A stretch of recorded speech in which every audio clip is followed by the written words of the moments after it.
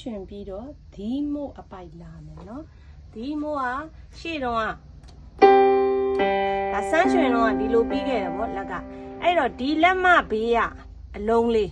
ဒီအလုံးလေးကိုလက်မလာလိုက်မယ်နော်လက်မဆိုတစ်ချောင်းဒီ1 2 3 4 5ဒီဒီမို့လေးကမတိတက်တဲ့သူဆိုခတ်တယ်အဲ့တော့ဒီမှာကြည့်နော်ဒီလက်တကြွယ်မှာဒိုကြနေအဲ့ဒိုလေးကိုလက်မလာမယ်ဒိုရေမီဖာဆိုနော်အဲ့ရဖြစ်သွားတယ်လက်ကဖြစ်သွားပြီးရင်ကျွန်တော်တို့ကဘာဖြစ်မလဲဆိုတော့ဒီလက်တန်းနဲ့ဒီလက်မနဲ့ဇုံဒီနောက်လက်တကြွယ်တစ်လုံးဒီလက်တကြွယ်တစ်လုံးဒါပဲဇုံညာပဲဒါပြီးရင်အတစ်တက်မဲ့လက်တကြွယ်လက်ညှိုးဇုံလက်ခလေညာပဲလက်တန်းဒါပဲဇုံညာပဲဇုံညာပဲဒီမို့ကဒါလေးရရင်ရပြီเนาะရှေ့ရပြီးသားအဲ့တော့ပေါင်းမယ်ပေါင်းတိပြမယ်ဆိုပြမယ်ဒီမို့ဖြောက်ချမယ်เนาะဒါပြီးရင်လက်ညှိုးလက်တကြွယ်တစ်လုံးစီ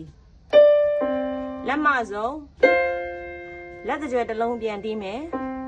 เนาะအဲ့တော့ဒေဝဒါပဲအဲ့တော့ပေါင်းရင်ဒီမို့ဖြောက်ဒေဝဒါပြီးရင်လေဒီလက်မဘေးကအလုံးလေးကိုလက်ခလေလာလိုက်ဒီကလည်းလက်မနေရာကိုလက်ညှိုးပြောင်းလိုက်လက်ခလေစုံမိုးဒရင်တီးမယ်ဒီအဲ့ဒါဒီမိုးဒီ